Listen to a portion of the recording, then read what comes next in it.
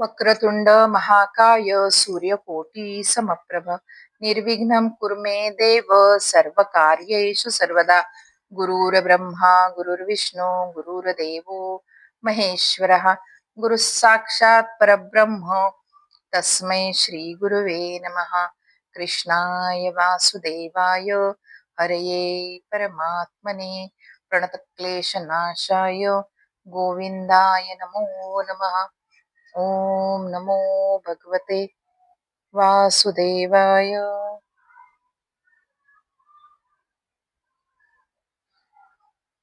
नमस्कार. कालच्या भागामध्ये आपण भगवंतांचा 6वा अवतार बघितला, परशुराम अवतार. आजचा भाग आहे, आजचा अवतार आहे भगवंतांचा राम अवतार.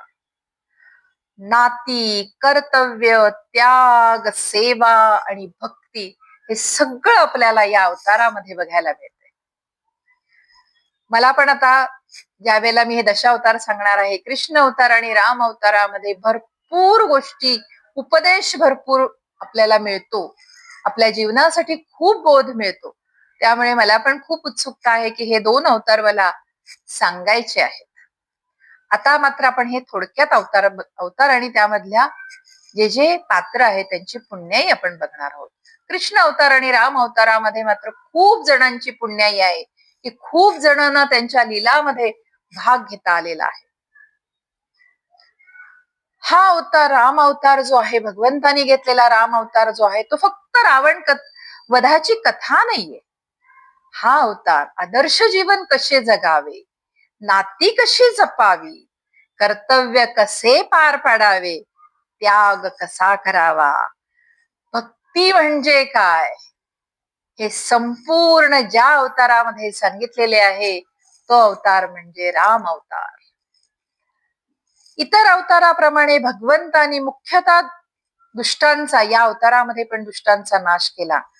राम अवतारामध्ये त्यांनी असंख्य सामान्य जीवांना अमरत्व दिलेले आहे. राम अवतार म्हणले की आपल्या समोर अनेक गोष्टी येतात, अनेक लोक येतात ज्यांना भगवंतांच्या हातून मोक्ष प्राप्त झालेला आहे. म्हणूनच आजच्या या भागामध्ये आपण बरेच लोक बघणार आहोत. तसे खूप लोक आहेत, पण एवढे सांगायचे म्हणले तर हा भाग खूप मोठा होईल, म्हणून यामध्ये मी महत्वाच्या लोकांचा उल्लेख फक्त केलेला आहे. तरी जर जमलं तर मी एखादा भाग परत करेन. कृष्ण अवतार आणि राम अवतारामध्ये जेवढे असंख्य लोक होते, जेवढे मला माहिती आहेत, तेवढ्या सगळ्यांची पुण्याई काय हे मी सांगण्याचा परत एकदा प्रयत्न करेन. पण आज मात्र मी अगदी महत्वाच्या लोकांची आपल्याला पुण्याई काय आहे हे सांगणार आहे.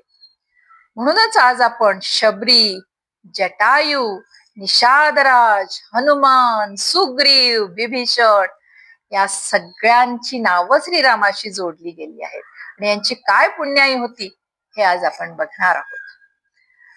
राम अवताराचं एक वैशिष्ट्य म्हणजे या अवतारामध्ये भगवंतानी अनेक प्रकारचे नाते जगासमोर आदर्श म्हणून ठेवले.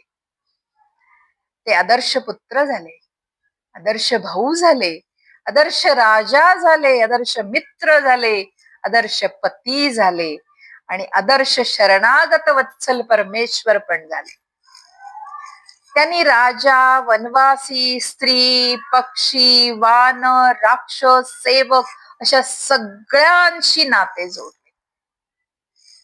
त्यामुळे राम अवतार हा फक्त एक इतिहास नसून जीवन जगण्याची दिशा आहे. म्हणूनच मी आपल्याला मगाशी सांगितलं, राम अवतार आणि कृष्ण अवतारामध्ये आपल्या जगण्यासाठी खूप बोध मिळतात आपल्याला. त्यांच्या प्रत्येक घटनेपासून आपल्याला काहीतरी शिकायला मिळतं. आता यामध्ये आपण प्रत्येक पात्रांची पुण्याई बघूयात. राजा दशरथ आणि माता कौशल्या यांची पुण्याई काय असेल? राजा दशरथ आणि माता कौशल्या हे पूर्वजन्मी स्वयंभू भुव मनू आणि शतरूपा होते. दोघांनी हजारो वर्ष भगवान विष्णूंची कठोर तपश्चर्या केली. त्यांची एकच इच्छा होती की भगवंतांसारखा पुत्र आमच्या पोटी जन्माला यावा. त्यांच्या भक्तीने, त्यांच्या तपश्चर्याने प्रसन्न होऊन भगवंतांनी त्यांना आशीर्वाद दिला, त्यांना वर दिला की माझ्यासारखा नाही तर मी स्वतःच तुमच्या पोटी जन्माला येईल. काळ लोटला, अनेक काळ पुढे गेले. त्रेतायुगामध्ये हेच स्वयंभू मनू आणि शतरूपा राजा दशरथ आणि माता कौसल्या म्हणून जन्माला आले आणि त्यांच्याच पोटी भगवान विष्णूंनी राम अवतार घेतला. यावरून आपल्याला एक गोष्ट समजते, भगवंतांना प्राप्त करण्यासाठी केलेली तपश्चर्या, भक्ती कधीच वाया जात नाही. भगवंत योग्य वेळी आपल्या भक्ताला त्याच्या अपेक्षेपेक्षाही जास्त देतात. आपण थोडीशी अपेक्षा केली, पण आपली भक्ती आणि तपश्चर्या खरंच चांगली असेल, ती भगवंतांना मनापासून आवडली, तर तुम्ही मागितलेलं एवढंच असतं, पण भगवंत भरभरून तुम्हाला देतात. आता यामध्ये माता कैकेयी, रामायणामध्ये सगळ्यात जास्त गैरसमज ज्यांच्याबद्दल झाला त्या आहेत माता कैकेयी. प्रत्येकाच्या मनामध्ये, मला देखील, मी लहानपणी ज्यावेळेला ही माझी आई आजी मला ही कथा सांगायच्या, त्यावेळेला मला माता कैकेयीच्या बद्दल भयानक राग यायचा. मला असा राग वाटायचं की या बाईमुळे रामाला वनवास झाला, राम लक्ष्मण सीता वनवासात गेले, पुढे जे सगळं झालं ते असं मनामध्ये खदखदायचं. म्हणजे मी अशी चिडचिड करायची. आजी सांगायला लागली की आजी मला रागवायची की अगं असं नसतं, त्यामागे काही उद्देश असतो, पण ते कळण्याचं वय नव्हतं. एवढंच लक्षात यायचं की ही खलनायिका आहे, हिच्यामुळे रामायण घडलं, हे एवढंच फक्त डोक्यामध्ये भिनलेलं होतं. पण जसा जसा आपण त्याच्याकडे बारकाईने आणि खोलवर बघायला लागतो, त्यावेळेला त्या प्रत्येक भूमिकेच्या मागचा अर्थ आपल्याला समजतो. माता कैकेयीच्या भूमिकेच्या मागचा पण अर्थ भगवंतानी ठरवून ठेवलेला होता. त्या फक्त सगळ्या लोकांच्या नजरेमध्ये खलनायिका ठरल्या, पण आध्यात्मिक पुराणामध्ये आपण जर नीट त्यांची माहिती बघत गेलो तर कैकेयी, माता कैकेयी कधीच खलनायिका नव्हत्या. त्या भगवंतांच्या दिव्य योजनेमधला या एक आवश्यक पात्र होत्या. आता आपण कधी एवढा बारकाईने कधीच विचार नाही करत. खरंच मी पण स्वतः सांगते आपल्याला की मी पण हा विचार नाही केला. जर समजा कैकेयीने वनवास मागितला नसता श्रीरामांना की 14 वर्ष वनवास द्या, हा वर म्हणजे दशरथ राजाला मागितलं नसतं, तर राम वनवासात गेलेच नसते ना, ते अयोध्येचा राजा झाले असते. मग ते वनात नसते गेले तर शबरीला त्यांचं दर्शन कसं झालं असतं? जी वर्षानुवर्ष भगवंतांची वाट बघत बसलेली होती, तिला तिच्या गुरुनी सांगितलेलं होतं की एक दिवस तुला भगवंत दर्शन देणार आहे, त्यासाठी ती वर्षानुवर्ष त्या जंगलामध्ये भगवंतांची वाट बघत होती. जटायू भगवंतांच्या हातून मोक्ष प्राप्त करण्यासाठी म्हणून थांबलेला होता, त्याला कसा मोक्ष प्राप्त झाला असता? आणि सगळ्यात महत्वाचे, रावण आणि कुंभकर्णांचा वध कसा झाला असता? हा जय आणि विजयचा दुसरा जन्म होता, त्यांना मोक्ष प्राप्त होणं गरजेचं होतं. आणि जर भगवंत श्रीराम वनवासामध्ये गेले नसते तर ह्या सगळ्या गोष्टी कशा घडल्या असत्या?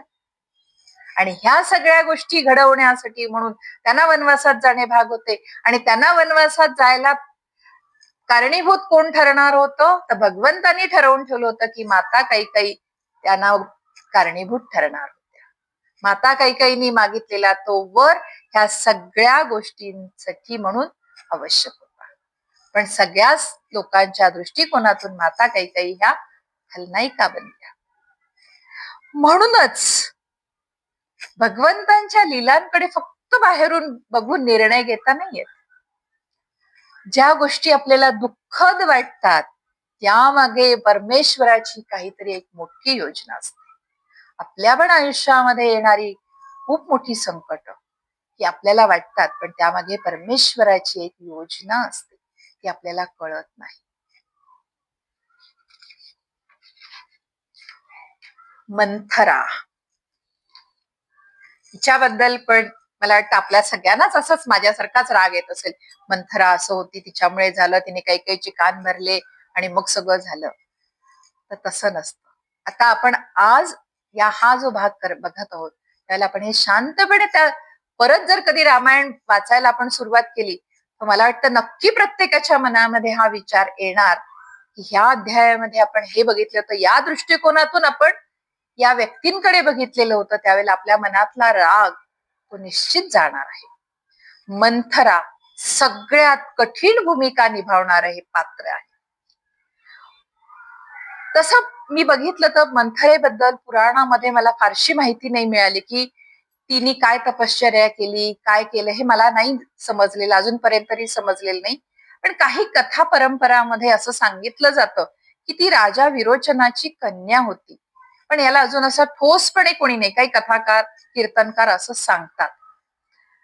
परंतु एक गोष्ट मात्र नक्की आहे की जर मंथरा नसती तर रामायणाची कथा वेगळ्याच मार्गाने गेली असती. भगवंत आपले कार्य पूर्ण करण्यासाठी काही लोकांना अतिशय कठीण भूमिका देतात. जग त्यांना दोष देतं, जसं आपण आतापर्यंत दोष देत होतो. मला वाटतं आता पण सगळेजणच दोष देत होतो. आता मात्र यापुढे आपण दोष कधीही देणार नाहीत. पण तेही भगवंतांच्या योजनेमधले निमित्त असतात. खलनायिका बनलेल्या असतात, पण त्या भगवंतांच्या योजनेतले एक निमित्त बनलेले असतात. लक्ष्मण सेवा भक्तीचे सर्वोच्च उदाहरण. आणि आपल्याला सगळ्यांना माहिती आहे की लक्ष्मण हे शेषनागाचे अवतार आहेत. प्रत्येक अवतारामध्ये शेषनाग भगवान विष्णूंची सेवा करण्यासाठी त्यांच्या बरोबर अवतार धारण करतात. राम अवतारात त्यांनी 14 वर्ष झोप, आराम आणि स्वतःचे सुख याचा त्याग करून राम आणि सीतेची सेवा केलेली होती. हे तर आपल्याला सगळ्यांना माहिती आहे. लक्ष्मण आपल्याला यामध्ये शिकवतात की खरी भक्ती ही भगवंतांच्या सेवेमध्ये स्वतःला पूर्णपणे अर्पण करणं हीच खरी भक्ती आहे. भरत त्याग आणि निष्काम प्रेमाचे मूर्तिमंत रूप आहे. भरत हे रामायणातील सर्वात तेजस्वी पात्रांपैकी एक पात्र म्हणून ओळखले जाते. राज्य स्वतःहून त्याच्या पायाशी चालत आलेले होते. स्वतः भगवंतांनी रामाने त्याला राज्य दिलेले होते की तू आता राजा म्हणून राज्यकारभार चालव, पण त्यांनी ते नाकारलेले होते आणि त्यांनी श्रीरामांच्या पादुका सिंहासनावर ठेवून ते स्वतः फक्त सेवक बनलेले होते. ही सगळी कथा आता मी आपल्याला फक्त सांगते, पण ही सगळ्यांना अगदी मुखोद्गत आहे हे मला पण माहिती आहे. काही कथा परंपरांमध्ये भरताना भगवंतांच्या पंचजन्य शंखाचा अवतार समजले जाते. भरत शिकवतात की प्रेम हे म्हणजे अधिकार गाजवणे नाही. प्रेम म्हणजे स्वतःच्या इच्छांचा त्याग करून प्रिय व्यक्तीच्या इच्छेला मान देणं. शत्रुघ्न शांत सेवाभावाचे प्रतीक. शत्रुघ्न कधी प्रकाश झोतात आलेलेच नाहीयेत. आपल्याला त्यांच्याबद्दल फारसा रामायणामध्ये असा आपण बघतो की फार असा उल्लेख नाहीये त्यांचा. त्यांनी भरताची सेवा केली आणि म्हणजेच अप्रत्यक्षपणे त्यांनी श्रीरामांची सेवा केली. त्यांना भगवंतांच्या सुदर्शन चक्राचा अंश अवतार मानलं गेलेलं आहे. रामायण शिकवतं की प्रत्येक सेवेला कधी प्रसिद्धी मिळते असं नाही, पण भगवंत प्रत्येक सेवेला ओळखतात. तुमच्या हातून जर कुठली सेवा घडत असेल तर त्या सेवेला म्हणजे प्रसिद्धी मिळायलाच पाहिजे असं नाही. तुमच्यातून खूप काही गोष्टी कळत न कळत तुम्ही करत असता, सेवाभावी भावनेतून करत असता. लोकांना जरी त्या कळल्या नाही, त्याला प्रसिद्धी जरी नाही मिळाली, पण ती भगवंतांना कळलेली असते तुमची सेवा. माता सीता त्याग, सहनशीलता आणि शक्ती. आणि माता सीता कोण आहे तर आपल्याला सगळ्यांनाच माहिती आहे. भगवान विष्णूंची दिव्य शक्ती, महालक्ष्मीचा अवतार. जिथे भगवान विष्णू पृथ्वीवर जन्म घेतात, अवतार घेतात, तिथे माता लक्ष्मी देखील अवतार घेतात. सीता माता आपल्याला एक शिकवतात की संकटामध्ये धर्म सोडायचा नाहीये. अशोक वाटिकेत असताना त्यांनी रावणाच्या वैभवापुढे झुकण्याऐवजी धर्म आणि पतिव्रतेचा आदर्श सगळ्या लोकांच्या समोर ठेवला. हनुमान अहंकार शून्य भक्ती. भक्तीचं सर्वोच्च उदाहरण म्हणजे काय तर हनुमान. हनुमान हे महादेवांचे रुद्र अवतार आहेत. मी आता ही बहुतेक सगळ्यांना माहिती असलेलीच सांगतेय, पण हे थोडस मला या अध्यायाच्या मार्गातून सांगणं गरजेचं आहे. म्हणून मी आपल्याला सांगतेय. त्यांची एकच इच्छा होती, हनुमानांची फक्त एक इच्छा होती, जन्मोजन्मी मला श्रीरामांची सेवा घडावी आणि श्रीरामांची सेवा करता यावी. एवढे सामर्थ्य हनुमानामध्ये असून देखील त्यांच्यामध्ये अहंकार कधीही नव्हता. त्यांनी लंका जाळली, संजीवन बुटी आणली, असंख्य पराक्रम केले, पण प्रत्येक वेळी ते काय म्हणाले आपल्यालाही माहिती, हे सगळं रामकृपेने झालं, रामामुळे झालेलं आहे. म्हणजे हनुमान आपल्याला काय शिकवतात की सामर्थ्य असावं. मी मगाशी मागच्या अध्यायात पण आपल्याला सांगितलेलं होतं, सामर्थ्य असावं पण त्याबरोबर नम्रता देखील असावी. शबरी, प्रतीक्षेमध्ये असलेली निस्सीम भक्ती. शबरीने आपले गुरु मतंग ऋषींच्या वचनावर विश्वास ठेवून अनेक वर्ष श्रीरामांची प्रतीक्षा केली. रोज आशेने वाट बघितली की आज माझे श्रीराम येतील, आज माझे श्रीराम येतील. आजच्या काळामध्ये आपण मानव आहोत, साधे मानव आहे, काही दिवसातच आपण निराश होतो. आपल्याला असं वाटतं की मला आता भगवंतांच्याकडून काहीतरी कृपा प्रसाद मिळावा, आणि तो नाही मिळाला की आपण लगेच निराश होतो. पण शबरी आपल्याला काय शिकवते की भगवंतांची वाट पाहताना संयम हा ठेवावा लागतो. योग्य वेळी आपली योग्य वेळ, आपली ज्या वेळेला योग्य वेळ येईल त्यावेळेला भगवंत आपल्या समोर येणार आहे, हे शबरी आपल्याला शिकवते. निषादराज गुह, निष्कपट मैत्री काय असावी हे निषादराज गुह यांनी आपल्याला दाखवलेलं आहे रामायणामध्ये. निषादराज गुह वनवासी राजा होते, पण त्यांचे प्रेम राजापेक्षाही मोठे होते. त्यांनी श्रीरामांना मित्र नाही तर भाऊ मानलेले होते. रामानी पण जातीपातीचा कधीही विचार न करता त्यांना आपले मित्र मानलेले होते. त्यामुळे राम अवतार आपल्याला हे शिकवतो की नात्याचे मूल्य जन्माने नाही तर प्रेमाने ठरते. जटायू, धर्मासाठी बलिदान. जटायू वृद्ध होते, त्यांना रावणाचा पराभव करता येणार नाही हे त्यांना माहित होते, तरी सीतेच्या रक्षणासाठी त्यांनी आपले प्राण दिले. श्रीरामांनी स्वतः त्यांचे अंत्यसंस्कार केले आणि मोक्ष दिला, आणि यासाठीच त्यांची भूमिका राम अवतारामध्ये होती. भगवंतांच्या हातून त्यांना मोक्ष मिळणार होता. जटायू शिकवतात आपल्याला की धर्मासाठी लढताना यशापेक्षा प्रयत्न महत्वाचा आहे. कधी कधी आपल्याला यश मिळत नाही, आपण एखादी गोष्ट करतो, यश मिळत नाही, पण प्रयत्न करत राहायचं, कधी ना कधीतरी आपल्याला यश हे मिळणार असते. सुग्रीव, मैत्रीची पुण्याई. सुग्रीव संकटात होते, त्यावेळेला श्रीरामांनी त्यांना मदत केली, आणि मग सुग्रीवानी सीतेच्या शोधासाठी आपले सर्वस्व पणाला लावले, सर्वस्व भगवंतांना अर्पण केले. संकटात साथ देणारा मित्र खरा मित्र असतो, हे संदेश सुग्रीव देतात. अंगद, निष्ठा आणि धैर्य. राम अवतारातलं एक महत्वाचं पात्र म्हणजे अंगद. त्यांनी लंकेच्या सभेत निर्भयपणे रामाचा संदेश दिलेला होता. ते शांतीदूत म्हणून, दूत म्हणून लंकेमध्ये गेलेले होते. अंगद शिकवतात की सत्याच्या बाजूने उभे राहण्यासाठी धैर्य लागते. विभीषण, धर्माला प्राधान्य. विभीषण राक्षस कुळात जन्मले, पण धर्म सोडला नाही त्यांनी स्वतःच्या भावाच्या विरोधात जाऊन सत्याची साक्ष दिली. भगवंतांनी त्यांना शरणागत म्हणून स्वीकारले. यातूनच एक समजते की जन्मापेक्षा आचरण खूप महत्वाचे असते. अहिल्या, भगवंतांच्या स्पर्शाने उद्धार झाला. महर्षी गौतमांच्या शापामुळे अहिल्या अनेक वर्ष प्रतीक्षा करत होती श्रीरामाच्या चरण स्पर्शाची. श्रीरामाच्या चरण स्पर्शाने तिचा उद्धार झाला. भगवंतांच्या कृपेने कितीही मोठे दुःख असले तरी ते दुःख संपुष्टात येते, याचे हे उदाहरण आहे. केवट, सेवाभावाची भक्ती. केवटाने श्रीरामांना गंगा पार केली. गीत रामायण जर कोणाला आठवलं, हे मी सांगत असताना मला वाटतं बऱ्याच जणांना सुधीर फडके यांचं गीत रामायण आठवलं असेल, त्याच्यामध्ये अतिशय सुंदर गाणं आहे. मला आता ते गाणं आता आठवत नाही, ते भक्तिगीत मला आठवत नाही.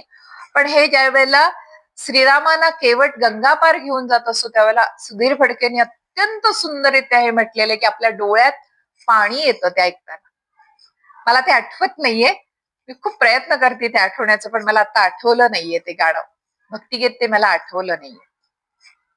केवटाने श्रीरामांना गंगापार केले.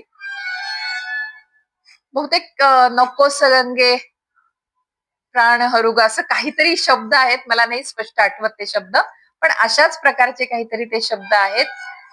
ते भक्तिगीत आहे, आपण अवश्य ऐका ते. हे केवट म्हणल्यानंतर ते भक्तिगीत डोळ्यासमोर नक्की येतं. केवटाने श्रीरामांना गंगापार नेले, मोबदला नाकारून त्यांनी फक्त भगवंतांची सेवा मागितली. केवट आपल्याला एवढं शिकवतो की भगवंतांची सेवा हीच सगळ्यात मोठी आपली कमाई असते. रावण आणि कुंभकर्ण, जय विजयांचा दुसरा जन्म. आता आपल्याला लक्षात आलं असेल की प्रत्येक भूमिका ही जी असते ही आधीच भगवंताने ठरवून ठेवलेली असते. रावण आणि कुंभकर्ण हे वैकुंठातले भगवान विष्णूंचे पार्षद जय आणि विजय यांचा हा दुसरा जन्म. सनकादिक ऋषींच्या शापामुळे त्यांना दुसरा जन्म घ्यावा लागलेला होता हा, आणि भगवंतांच्या हातून त्यांना मोक्ष प्राप्त झालेला होता. आता या सगळ्यातून आपल्याला एक अद्भुत सत्य समजतंय. भगवंतांचे शत्रू बनूनही त्यांचे सतत स्मरण करणाऱ्यांना देखील शेवटी उद्धार होतो, त्यांचा शेवटी उद्धार होतो. यातून आपण आपल्या आता कलियुगातल्या आयुष्यासाठी एक बोध घेऊयात. राम अवतार आपल्याला काय शिकवतो? दशरथ, राम अवतारामधली ही सगळी जी पात्र आहेत मी आता आपल्याला सांगितली, ही सगळी पात्र आपल्याला ह्या कलियुगातल्या आयुष्यासाठी काय शिकवतात, त्यातून आपण काय बोध घ्यायचा, मी माझ्या परीने आपल्याला सांगते. दशरथ आणि कौसल्या, भक्तीचे फळ नक्की मिळते. मी जे आपल्याला नेहमी म्हणते की आपण करत राहूयात, कधी ना कधी भगवंत आपल्या भक्तीचे फळ आपल्याला नक्की देईल. कैकई, प्रत्येक दुःखाच्या मागे भगवंतांची काहीतरी योजना असते. प्रत्येक संकटाच्या मागे भगवंतांची काहीतरी योजना असते. लक्ष्मण, सेवा हीच खरी भक्ती आहे. मग तिथे तुम्ही सेवा तुमच्या घरातल्या ज्येष्ठांची करा, दीनदुबळ्यांची करा. मी तर पहिल्यांदा सांगेन की घरातल्या ज्येष्ठांची सेवा करा, त्यानंतर दीनदुबळ्यांची करा. ही देखील सेवा, ही भक्तीच आहे, भगवंतांची भक्ती आहे. भरत, त्याग हे सर्वोच्च रूप आहे. हनुमंत, सामर्थ्याबरोबर नम्रता पाहिजे. शबरी, श्रद्धा आणि संयम कधीही सोडू नका. कधीही असं वाटू देऊ नका की भगवंत येणार नाहीत का, भगवंत मला मदत नाही का करणार, भगवंत मला कुठल्या तरी रूपामध्ये दर्शन देणार नाहीत का. संयम बाळगा, श्रद्धा ठेवा, भगवंत कधी ना कधी आपल्याला कुठल्या ना कुठल्या रूपामध्ये दर्शन देते. जटायू, धर्मासाठी लढा. विभीषण, सत्यासाठी स्वतःच्या लोकांच्या विरोधात देखील उभे राहा. सत्य असेल तर सत्य ठामपणे सांगण्याची तयारी ठेवा. पण कलियुगामध्ये हे शक्य होत नाही, कारण विरोधामध्ये जायला प्रत्येक जण तयार होत नाही. सगळ्यांना माहिती असतं की हे सत्य आहे, पण हे सत्य सांगायची तयारी नसते लोकांची. त्यासाठी विरोध करावा लागतो ना. तो विरोध करणं प्रत्येकाला शक्य होतं असं नाही. पण रामायण आपल्याला हे सांगतं विभीषणासारखं की स्वतःच्या लोकांच्या विरोधात सत्यासाठी उभे राहायची तयारी ठेवा. केवट, निस्वार्थ सेवा हीच खरी संपत्ती आहे. आणि सगळ्यात मोठा संदेश म्हणजे आपण नेहमी भगवंतांचे भक्त होण्याचा प्रयत्न करतो. पण आपण असं काही करतोय का? मी पहिल्यांदाच आपल्याला विचारलं होतं मागच्या अध्यायामध्ये, आपण असं काही करतो का की ज्यामुळे भगवंतांना आपल्याशी नातं जोडावं वाटेल? नाही होत आपल्याकडून. खूप आपण प्रयत्न करतो, पण तेवढ्या आपल्याकडून तेवढे श्रम म्हणा किंवा तेवढी साधना होत नाही. पण आपण थोडासा प्रयत्न नक्की करायला पाहिजे, की भगवंतांना वाटले पाहिजे की नाही, मला या ना त्या रूपामध्ये यांना दर्शन द्यायचे आहे. अशी सेवा, अशी भक्ती आपण करायला पाहिजे. त्यासाठी आपण प्रयत्न करायला पाहिजे. राम अवतार हा याच प्रश्नांचे उत्तर देणारा दिव्य ग्रंथ आहे, दिव्य भाग आहे. श्रीरामाने ज्यांच्याशी नाते जोडले ते सगळेजण आज अमर झालेले आहेत. आपल्याला सगळ्यांना माहिती आहे. आपण प्रत्येकांच्या गोष्टी, आता राम अवतारामध्ये मी जेवढी पात्र सांगितली आपल्याला, आपण आपल्या लहानपणापासून या कथा ऐकलेल्या आहेत. म्हणजे किती वर्षानुवर्ष, मला तर वाटतं आपल्या आजी आजोबांना पण त्या कथा, त्यांच्या आपल्या आई वडिलांना, आपल्या आजी आजोबांना पण ह्या पूर्वापार संगत आलेल्या ह्या कथा आहेत. म्हणजे किती अमर झालेली आहेत ही रामायणातली पात्र. म्हणजे भगवंतानी, श्रीरामानी ज्यांच्याशी नातं जोडलं ते सगळे अमर झाले. म्हणून राम अवतार हा फक्त रावण वधाचा इतिहास नसून भक्ती, प्रेम, सेवा, त्याग, धर्म यांचा शाश्वत आदर्श आहे. आणि म्हणूनच आज आपण रामांचा जय जयकार नेहमी करतो. आणि आज पण आपण हा अध्याय संपताना श्रीरामांचा जप करणार आहोत. बाकी सगळे श्रीकृष्णार्पणमस्तु. श्रीराम जय राम जय जय राम, श्रीराम जय राम जय जय राम, श्रीराम जय राम जय जय राम, श्रीराम जय राम जय जय राम. कृष्णाय वासुदेवाय हरये परमात्मने प्रणतक्लेशनाशाय गोविंदाय नमो नमः. ओम नमो भगवते वासुदेवाय.